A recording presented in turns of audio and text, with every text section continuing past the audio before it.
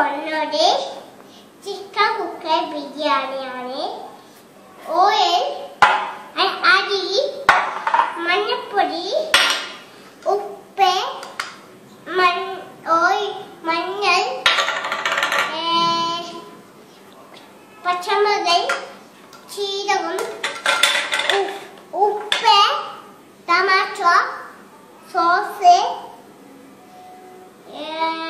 Bus ഇട്ടിട്ട് കഴിയുക.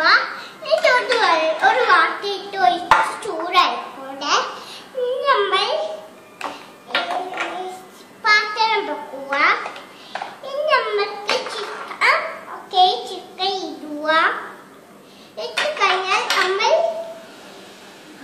ഇത്തിരി ഓയിൽ ഒഴിക്കുക.